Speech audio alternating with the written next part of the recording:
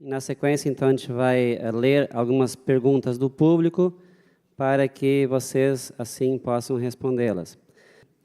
Bom, a primeira pergunta seria o seguinte, é do professor Rodrigo Martins Monzani, do Instituto Federal Catarinense, questionando qual seria a explicação fisiológica para haver maior produtividade no sistema latada.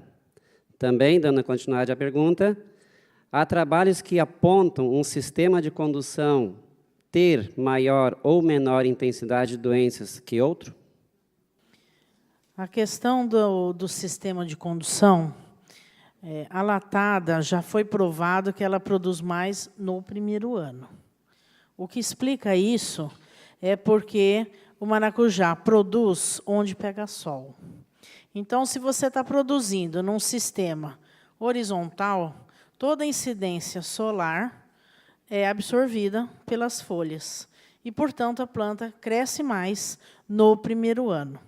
Porque ela cresce mais, fecha na horizontal e absorve toda a luminosidade solar, a produção do primeiro ano é maior no sistema latada, e os experimentos que foram feitos medindo isso é da ordem de 23% a mais no primeiro ano. O problema da latada, pelo qual ele não é usado generalizadamente no país, é porque nós temos dificuldade em podar e repor tudo isso aí para segundo ano. E também de pulverizar. Então, como a recomendação nos outros estados é de 2 metros de altura, e não se planta banana na mesma extensão que é plantado aqui no sul, então nós não temos aquelas máquinas pescoçudas que a gente fala, que pulveriza de cima para baixo. Quando você pulveriza de baixo para cima, você tem que aumentar a pressão. Aumentando a pressão na pulverização, fere folha e aumenta a traquinose. Então, por esse motivo, o resto do país praticamente não usa latada. Quem eu conheço que usa latada com sucesso é o Vale do Ribeira, em São Paulo, porque eles têm a mesma condição que vocês têm aqui. Estão no pé da serra, tem muita mamangava, e não se vai fazer praticamente a polinização manual. O único inconveniente que eu vejo na latada é o segundo ano. O manejo é bem mais difícil. E o terceiro sistema que existe, que é em T, você estaria abrindo a rama e vai fazer 2 cortinas. Com o vento que tem aqui, nem pensar, quebra a rama. A segunda pergunta é Leno, acho que é Leno, da Polpa Sul. Quais as perspectivas de registro de agroquímicos para a cultura do maracujazeiro? Qual o caminho para o registro? Esse é um problema, mas nós estamos, até aqui no Sul, nós já montamos um grupo para tentar trabalhar essa questão, para a gente, junto com as cooperativas e associações, aqui a gente tentar forçar essa situação para que tenha a extensão de registro, né, dos produtos, né, das culturas referências que são para o maracujá, que no caso é coco, melão e citros, que tem maior número de agrotóxicos, né, registrados para a cultura, para que a gente possa estender o registro para o maracujá.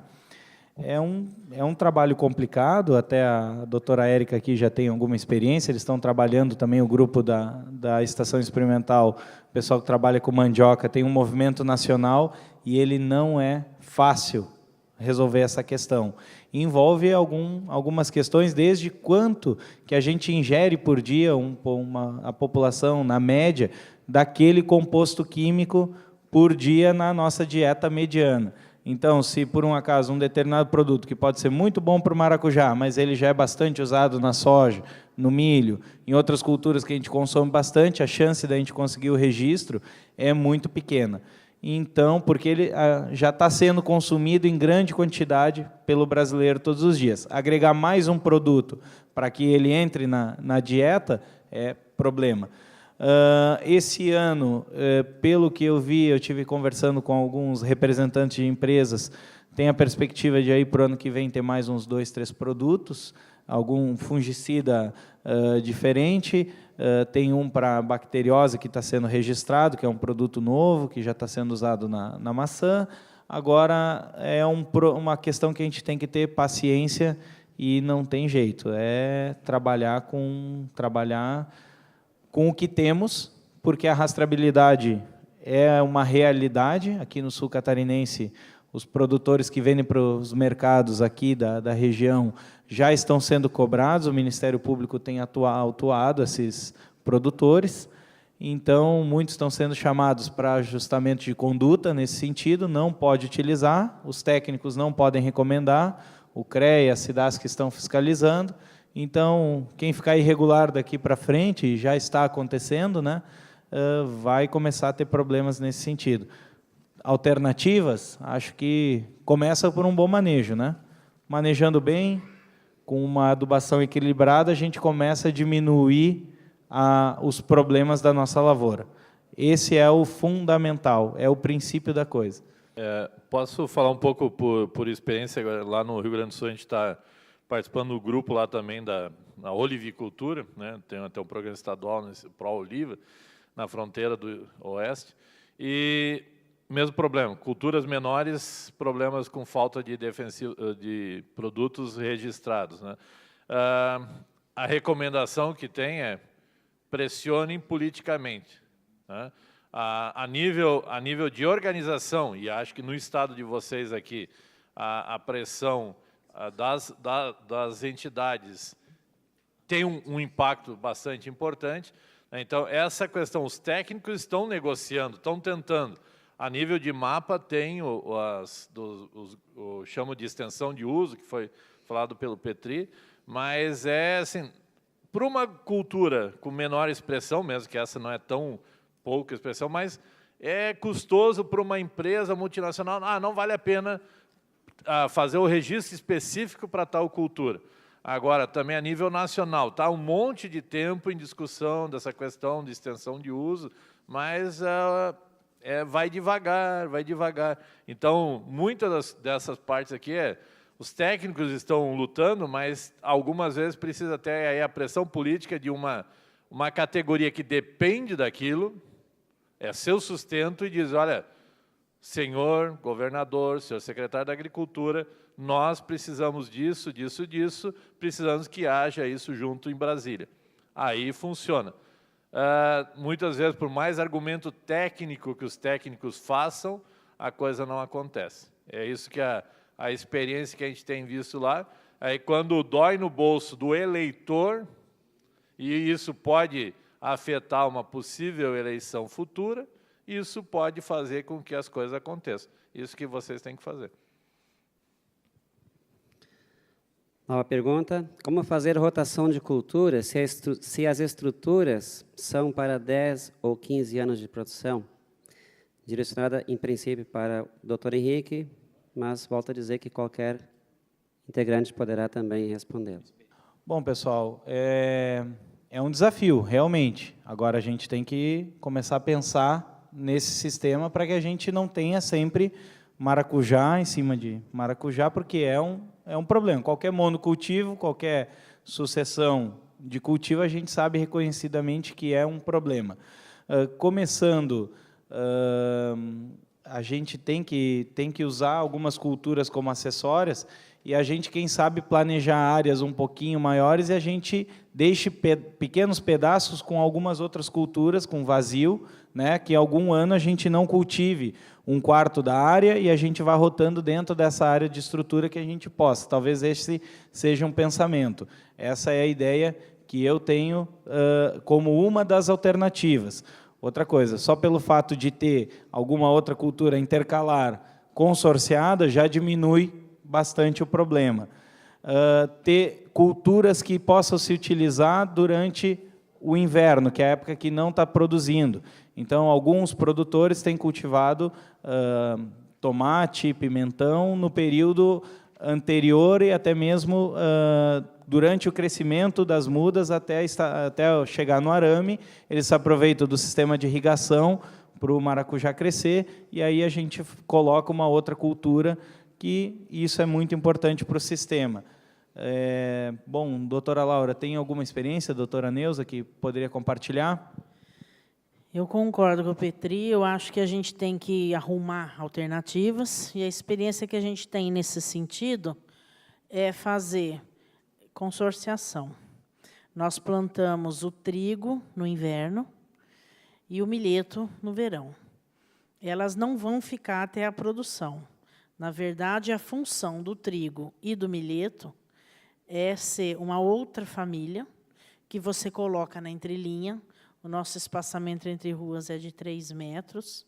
E a hora que você planta uma gramínea, você está mudando a flora ali, né, a fauna presente dos bichinhos, das pragas. Nós, na verdade, fazemos adubação verde com isso. Eu acompanho uns 20 pomares nessa situação, plantado e tirado em 2 meses. Depois que você faz a adubação verde, pomar de 1 ano a gente incorpora de leve, pomar de 2 anos não incorpora, porque a raiz está toda lá. Isso como cultura consorciada. Se for fazer rotação, aí a ideia, como o Petri colocou, planta uma parte da área e outra parte você planta outra cultura. E o que tem funcionado são folhosas, porque as cucurbitáceas que vão muito bem têm pulgão, transmite o vírus. E o tomate e o pimentão tem um monte de fungo radicular que também causa problema no maracujá. Então, a nossa opção lá para rotação de cultura são folhosas. Ok. Pergunta da Emiliana, da Emater, de Três Cachoeiras, em princípio para a Laura e o Dr. Sérgio. Foi falado de algumas coberturas verdes que não seriam indicadas para o maracujá. Citar alguns casos de sucesso de cobertura de solos com espécies vegetais para serem indicadas a produtores do Rio Grande do Sul. Essas 2 gramíneas são 2 delas. A gente também usa a Crotalaria spectabilis. Não usa a Júncia, porque ela é hospedeiro do vírus, sim. Usa a spectabilis porque ela tem um comprovado controle, efeito nematicida. Usamos, às vezes, o Lab-Lab, porque o Lab-Lab tem uma área vegetal, a folhona, né? Produz muito rapidamente uma massa verde e depois fica de cobertura de solo. E também já usamos outra leguminosa que é de inverno, como que chama? Que produz só semente. Daqui a pouco eu lembro o nome. Mas o problema de usar leguminosa é justamente não que a gente só vende semente, mas só dá em lugar muito frio. Daqui a pouco eu lembro. Não. Daqui a pouco eu lembro. Mas, de toda forma, ela também é leguminosa. E o problema de leguminosa é, sim, multiplicar vírus. Acontece que eu não tenho tanta preocupação assim com as leguminosas, porque nós temos espécies selvagens de passiflora em todo lugar. Então, quem, na verdade, está multiplicando esse vírus são as espécies selvagens nas matinhas e as plantinhas de maracujá nos quintais das casas. Então, essa história da gente ficar muito preocupado com o que está pondo lá dentro do pomar, lógico que tem que pensar, mas nós não vamos escapar dessa multiplicação. A gente elimina, deixa o vazio sanitário. A Secretaria da Agricultura de São Paulo fez um trabalho gigantesco para fazer todo mundo parar de plantar em agosto. Deu uma justificativa técnica excelente, que foi explicar que os pulgões têm revoada concentrada em agosto, não é para plantar em agosto, vamos plantar em setembro. E chegou em setembro, plantou, estava lá vindo o vírus de planta nativa. Então, eu não acho que essa história da gente se preocupar muito com o que está na rotação, eu acho que a gente tem que pôr gramíneas para reduzir o problema, mas nós não vamos eliminar. Tem sido utilizado ou recomendado o uso de calcário de concha para a produção de maracujá? Qual a maior diferença deste para o calcário dolomítico? A grande diferença é que os calcários de concha, eles são calcíticos, tem mais, a proporção de cálcio e magnésio ela é muito maior do que nos calcários dolomíticos, que são mais recomendados para a fruticultura em geral, né? Salvo alguns casos de alta exigência de cálcio, como na maçã, que o magnésio tem algum impedimento. Se a gente vai ver as tabelas de exportação de nutrientes e aquilo que a planta absorve, ela absorve muito mais cálcio do que magnésio. Mas o magnésio ele está menos disponível na solução do solo do que o cálcio. Então, o calcário dolomítico, se é uma área que não tem, a gente pode ver pelo laudo de análise de solo, é uma área que tem pouco magnésio, a gente pode recomendar e deve recomendar o dolomítico. Se ele é suficiente pela interpretação de magnésio, aí a gente pode fazer uma recomendação do calcário calcítico, no caso, seja uma fonte de rocha ou de uma fonte, né, de uma rocha calcária ou fonte de conchas. Aí independe, porque a recomendação vai ser a mesma, né? Não vai ter essa diferença. Tecnicamente, acho que é isso mesmo, mas tem que ver o custo. Eu acho que o calcário de conchas eu só vi ser usado em plantio orgânico, mas o custo do calcário de conchas, talvez aqui para vocês não que estão no litoral, mas para nós é proibitivo. Roberto, da Ipagre. Adubação orgânica no plantio, os resultados são positivos? São positivos. Eu, inclusive, acredito que a produção orgânica vai crescer, porque a gente tem a demanda e não tem os produtores. E, além de ter a demanda, a gente tá sendo muito procurado no Instituto Agronômico para fazer recomendação de adubação com fontes orgânicas. E a gente está agora com 8 pomares orgânicos em andamento para fechar essa adubação. Deve ser publicada no próximo ano. E funciona. A adubação de plantio é a mais importante no sistema orgânico, porque, geralmente, o pessoal faz não só orgânico, mas também plantio direto. Não quer mexer no solo. E, se você não vai mexer no solo, você tem que colocar, além da quantidade certa, fontes que sejam prontamente disponíveis.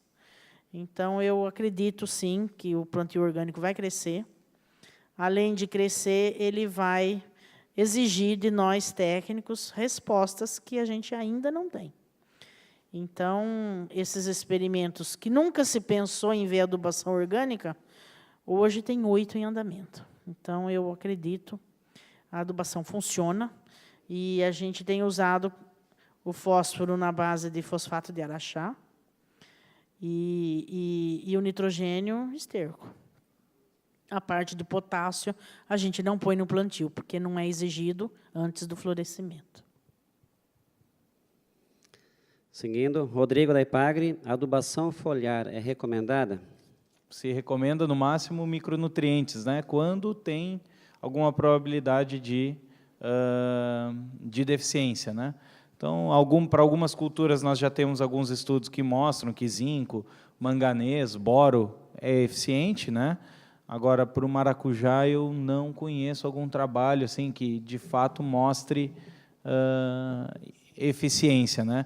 Os adubos orgânicos, eles, por si só, já são fontes importantes de micronutriente, e eles já, por si só, têm demonstrado. Até porque nós temos, já no primeiro ano de produção, altas produtividades. Quer dizer, não se nota grande benefício em usar ou não usar. Sem utilizar, já se consegue uma boa produtividade. Tem que avaliar custo-benefício, né? Que normalmente os adubos foliares, não aqueles que a gente faz a partir dos sais que a gente pode comprar, sulfato de zinco, manganês, magnésio, cálcio, e etc., eles são fontes caras de adubo. O preço por unidade desse nutriente é extrapolado, porque tem uma empresa por trás que faz e formula esses produtos. Então, normalmente, o custo, não sei se paga o benefício. Tem que ser estudado.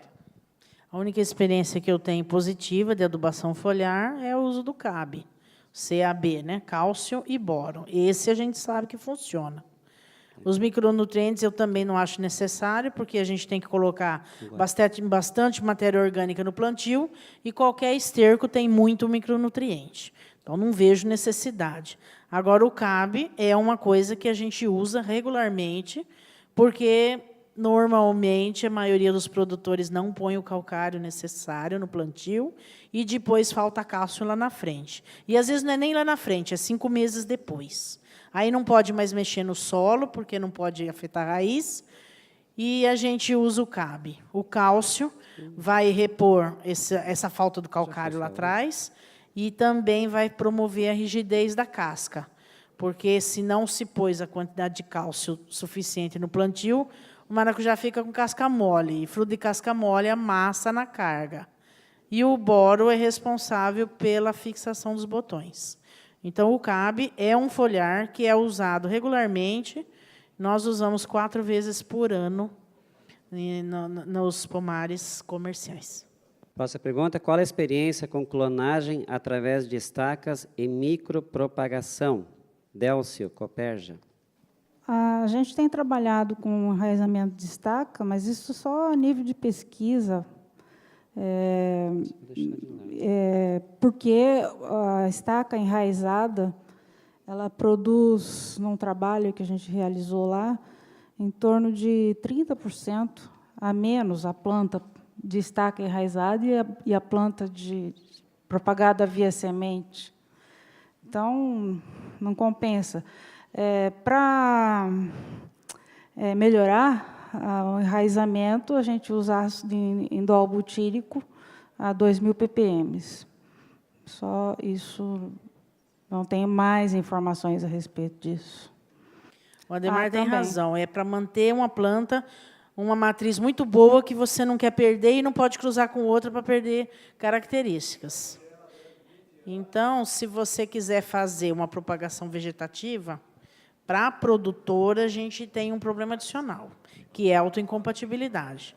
Então, como o maracujá é uma planta autoincompatível, ela não vai cruzar com ela mesma. Por melhor que seja essa matriz que você quer manter, se você der materiais enraizados de estaca, depois não produz nada, porque é tudo clone.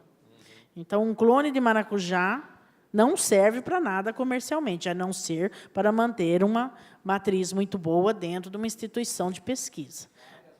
Então, o maracujá doce enraiza só de olhar para ele. Você enfiou na terra, ele enraiza. Nem na terra, na areia, sozinho. O maracujá amarelo precisa do ácido indol butírico, o que é um problema, porque o produtor não vai conseguir comprar isso. É tudo produto controlado.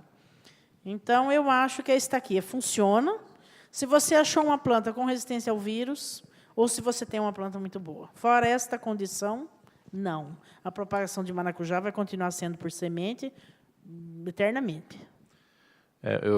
Na parte da propagação, eu não tinha ouvido primeiro a pergunta, mas isso está aqui. Tendo o sistema de nebulização, o maracujá amarelo a gente conseguiu enraizar bem, até com pouca coisa de hormônio lá na faculdade. A questão tem que ter um bom sistema de nebulização que funcione para deixar ele bem. Agora, o que eu queria reforçar era isso que também a doutora Laura comentou. A propagação, clonagem de maracujá é só para manter material para quem tem o bag, né? Então, pomar comercial, se um dia que entrar nessa linha, vai ter que pensar como pomar de macieira. Vai ter que ter polinizadora ou kiwi. Tantas plantas polinizadas por polinizadores. Aí poderia pensar, mas é todo um outro sistema que nós não temos hoje. E bem mais prático trabalhar com um sistema. É uma planta que, por semente, está produzindo no primeiro ano. É diferente das outras das lenhosas, frutíferas lenhosas que a gente trabalha, que esperar 2, 3 anos para começar a produzir. Então, o fato de clonar é possível. Dá para fazer micropropagação, estaquia, enxertia. Agora, se você vai ter todo mundo que é irmão um do outro, aí vai ser autoincompatível. Aí você vai ter todo o pomar clone, idêntico. Aí, bom, não vai ter fruto, né? Esse é o detalhe. É possível fazer micropropagação, mas, assim, para limpeza de vírus é uma ferramenta importante. Isso sim, vai limpar, né? Mas aí para ter material básico depois adiante. Aí é uma linha de pesquisa, né? Mas pensa não para produzir muda clonal comercial. Esse é diferente do que está trabalhando com bananeira, abacaxi, que a gente faz o clone, pode botar a planta clonada no campo que vai produzir a fruta. O maracujá precisa ter de polinização para ter a semente. E a semente que vai dar o suco. Em volta da semente que tem a bolsa, aquela que vai dar suco, né? Então, se não tem semente, não vai ter suco para vender. Eu posso replantar em áreas onde as plantas morreram com fusariose? Eu sabia que aquela foto ia dar esse tipo de pergunta. Não é recomendado. A rotação, quando entra a fusariose, o maracujá sai, né?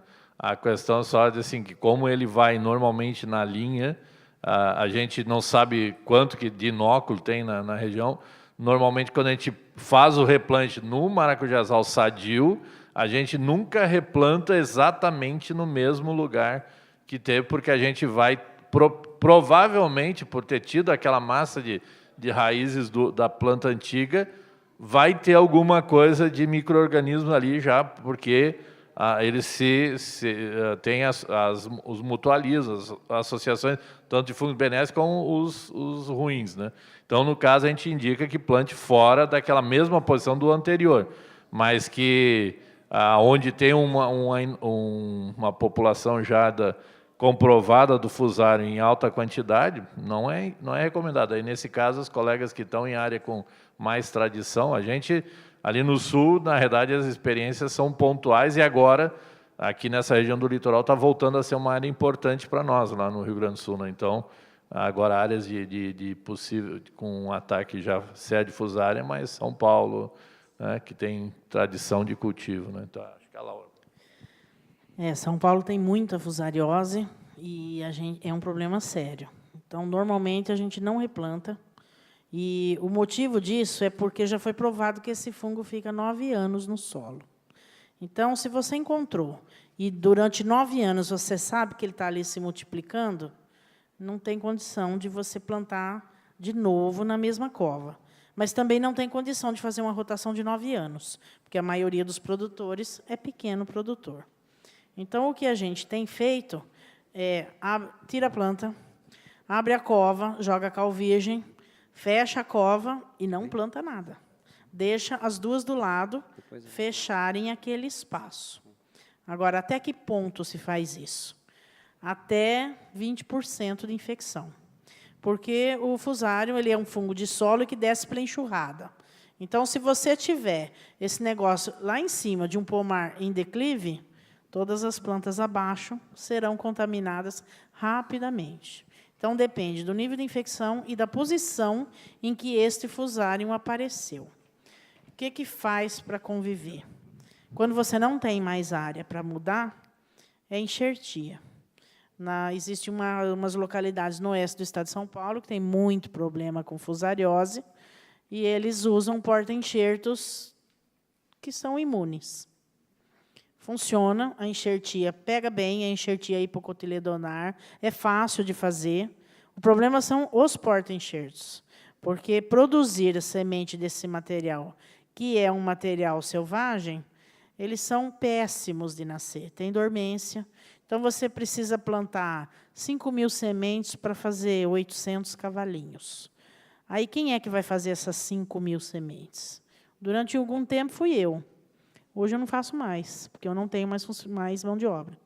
Então, hoje, você fazer porta-enxerto de maracujá, ainda que eu continuasse a fazer, ou alguém fizesse isso, tem o problema seguinte, enxertador. Quem trabalha com laranja aqui sabe o preço de um enxertador.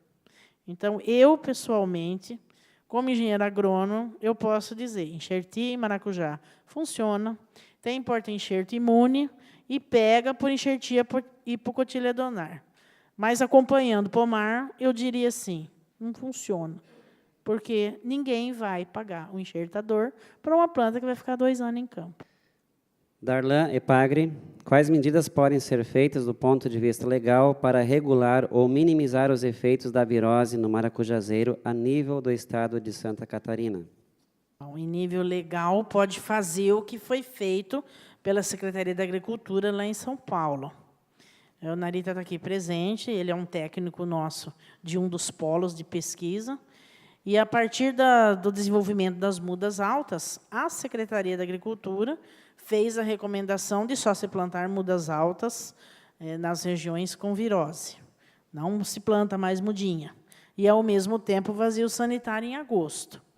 Quer dizer, é uma recomendação oficial, é feita pela Secretaria da Agricultura, tem técnico no estado inteiro que sabe disso, mas quantos usam, quantos adotam, a gente, infelizmente, não tem uma medida legal de chegar no produtor e dizer: você plantou a semana passada? Não podia. E se ele plantou a semana passada e não podia? O que nós, como os agrônomos, vamos fazer? Nada. Porque não existe nenhum tipo de punição. Você não vai chegar lá arrancando as plantas do rapaz, entendeu? Então, eu acho que a questão da virose é uma questão de conscientização. Enquanto não doer no bolso, as pessoas estão assim fazendo de conta que ela não existe. E mesmo quando a gente fala de mudas altas, Narita deu 500 cursos de produção de mudas altas, você ainda tem gente em São Paulo que acha que não precisa daquilo. E não dá para produzir sem uma muda que possa ir para o campo depois que passou a fase de estar sujeita à contaminação.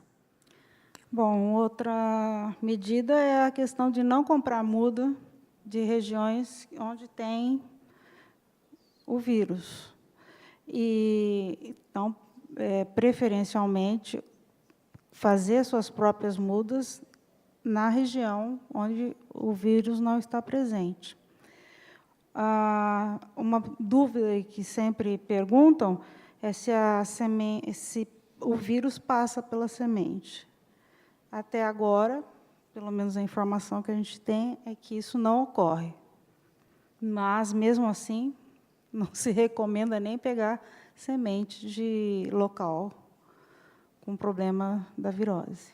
Ok. Em relação ao desponte do maracujá na poda, qual é a época recomendada para a nossa região?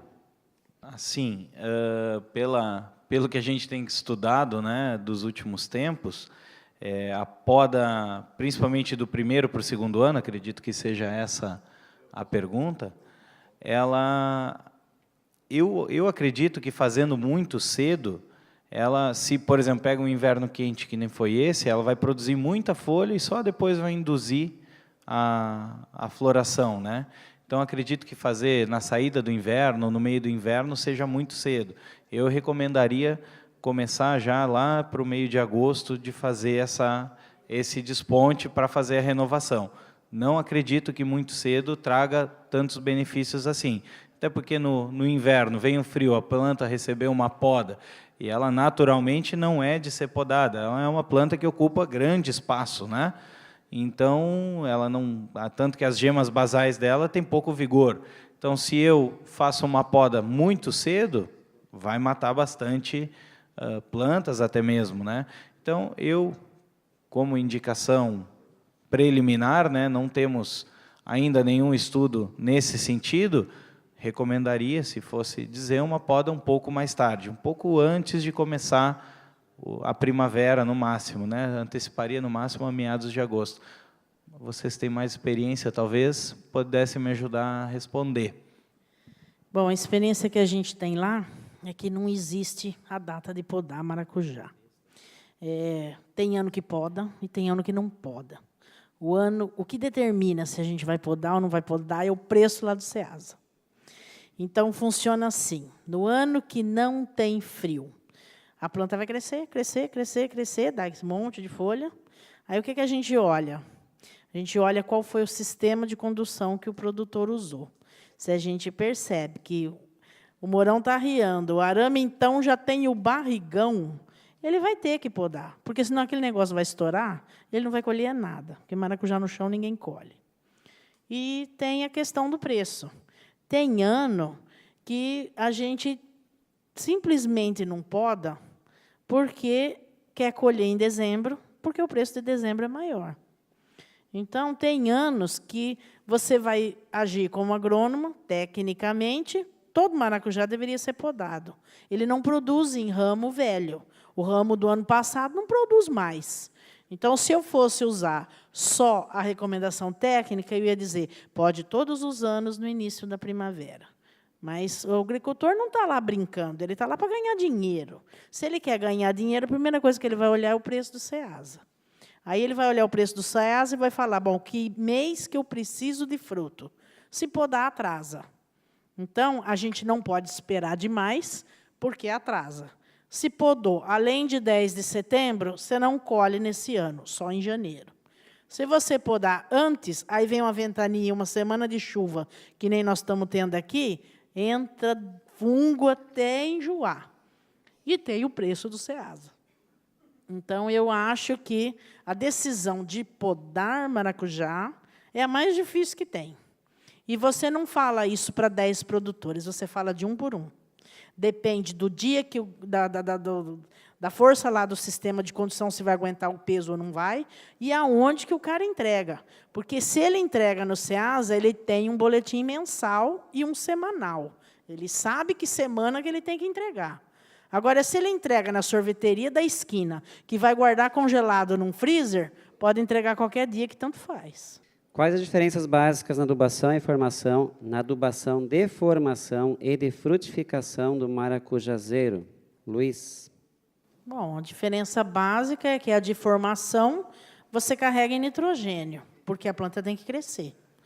Então, a gente põe sempre bastante nitrogênio e fósforo, porque você está formando a raiz da planta. Então, ela é nitrogênio e fósforo.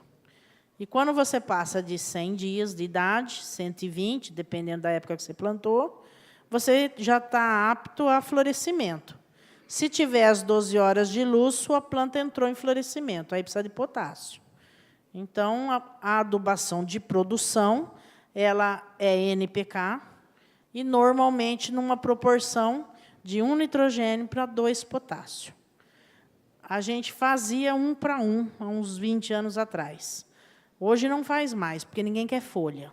Então, nós já percebemos que folha demais estoura o arame, e, como não se vende folha, se vende fruto, é preferível você segurar um pouco a adubação para a planta carregar mais. Josemar Charduzin, assessoria agrícola, questiona a respeito do zoneamento do maracujá para a nossa região.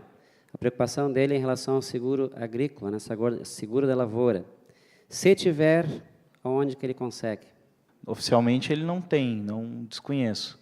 E quem deve produzir isso é a própria Epagre com o Ciran, né? Então, isso deve ser um dos próximos trabalhos a serem feitos oficialmente. E, claro, exatamente, que nem o professor está dizendo aqui, que oficialmente o que vale é o zoneamento do Ministério da Agricultura, né? Então, normalmente, ele que embarca isso. Até o do Citrus foi feito pela Embrapa, que o Ministério depois encampou. Então, ainda tem esse tipo de briga aí entre as instituições para serem feitos, né?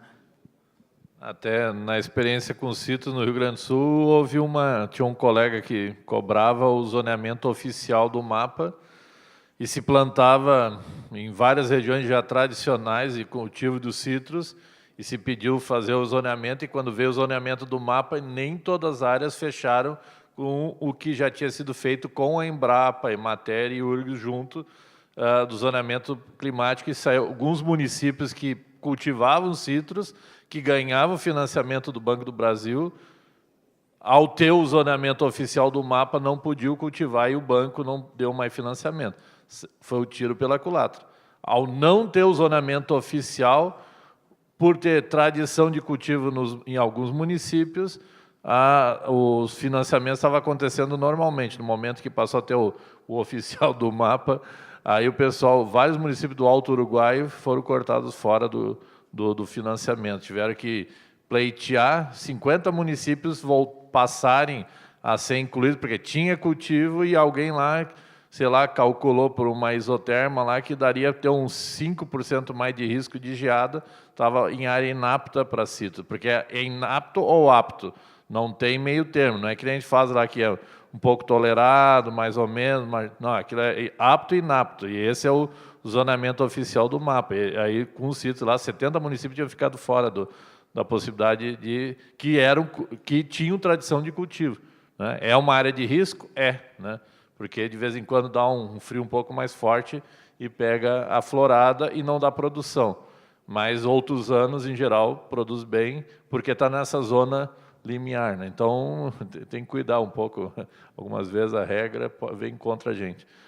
A experiência nossa lá no Paraná é que o IAPAR fez o zoneamento climático para a cultura do maracujá e o Ministério da Agricultura endossou, só que alguns municípios ficaram fora, é o que ele falou. Então, o Banco do Brasil ligou para a gente, questão de uns 6 meses atrás, que alguns produtores estavam reclamando que o município tinha ficado fora.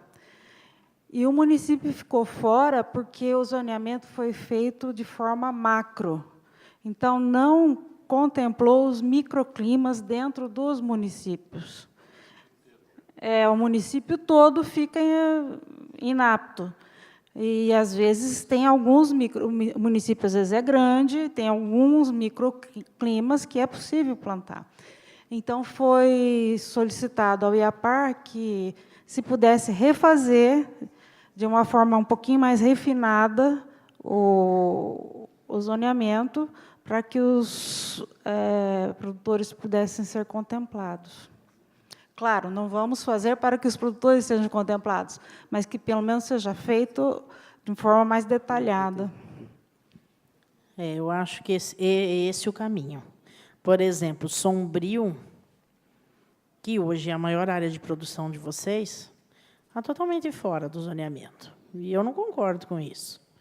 Então, lá em São Paulo, o Banco do Brasil liga para a gente e fala assim: estuda aí, o que eu faço com esse produtor? Dou ou não dou o seguro para ele? Quando bate no zoneamento do Ministério, não tem mais ou menos, é apto ou não apto, como ele falou. Aí, o que é que foi feito? A mesma história dos registros de produto. A gente tem um negócio lá que é uma petição emergencial ao Ministério. Produto químico, os produtores usam, a gente vê que funciona, e foi pedido, via extensionistas, que o Ministério desse uso emergencial do produto. Isso dispensa os testes. A gente já sabe que funciona. O Ministério dá um uso emergencial que tem um tempo X lá de duração, que é o tempo que a fábrica resolve se vai fazer os testes ou não vai. Para o zoneamento funcionou do mesmo jeito. Os produtores que ficaram de fora, prejudicados pelo seguro, vieram reclamar. O Instituto Agronômico fez um negócio desse que a Nilza falou, mais detalhadinho, e falou: olha, estão produzindo. Aí bateu no Ministério e voltou. Quando voltou, nós usamos os dados do CEAGESP. Está aqui, entrada de fruto de maracujá desse lugar. E vocês vão dizer que a entrada de fruto no CEAGESP em Santa Catarina não é expressiva? Lógico que é.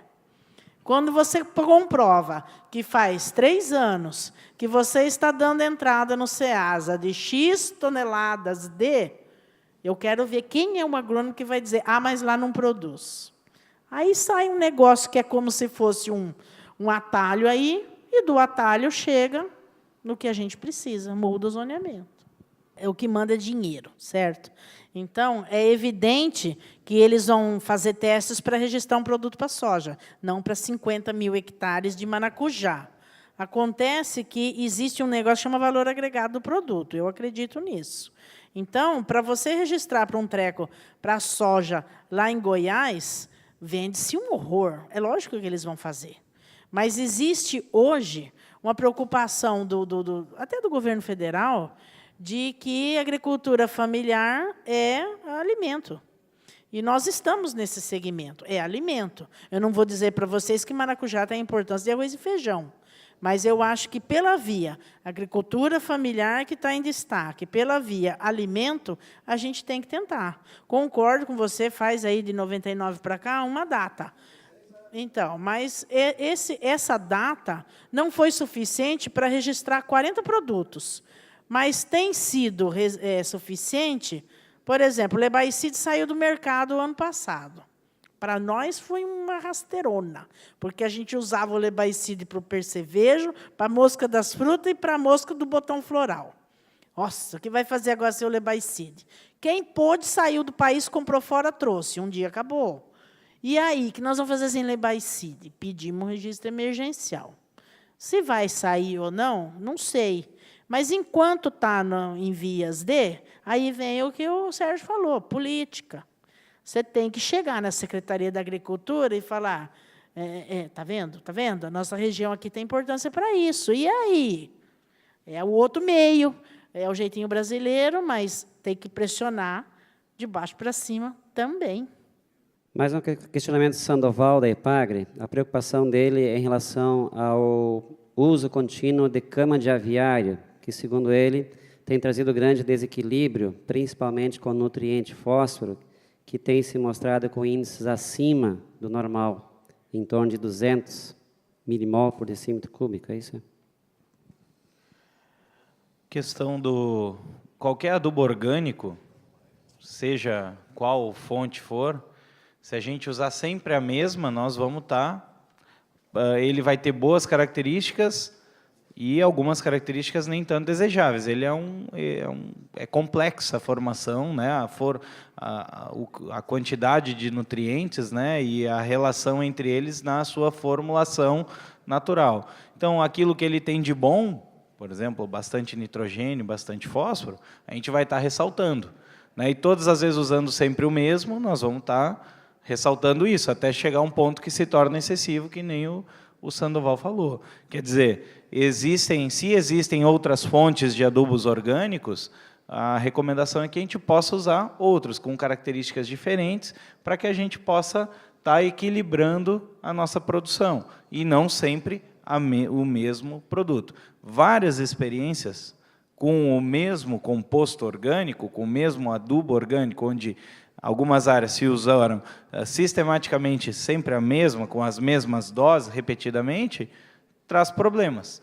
Então, usar sempre a mesma cama de aviário é problema, na minha opinião. É uma parte bem que o Petri tem boa experiência no tema do mestrado dele e que a gente tem trabalhado com a agricultura orgânica lá no Sul também. E algumas vezes a gente, né, tido como... fala algumas coisas e parece contra. E só é reforçar isso.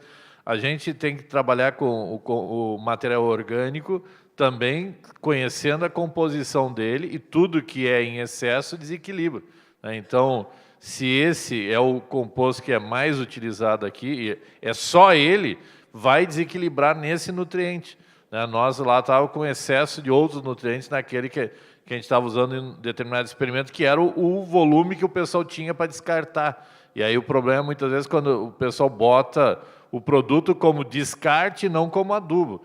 Nós temos que trabalhar com o adubo orgânico também, conhecendo a composição do que a gente vai colocar lá e pensar na quantidade de nutrientes que ele está colocando. Então, se vai só colocar aquele, vamos desequilibrar. E aí, quem fez os cursos de agronomia, que sempre né, tem que ter uma relação de equilíbrio entre os outros, com os outros nutrientes. Se um está desequilibrado, desequilibra os outros também, né? Então, é só reforçando. Qualquer um que for demais vai dar problema. Uma sugestão seria não usar a cama de aviário diretamente, compostar.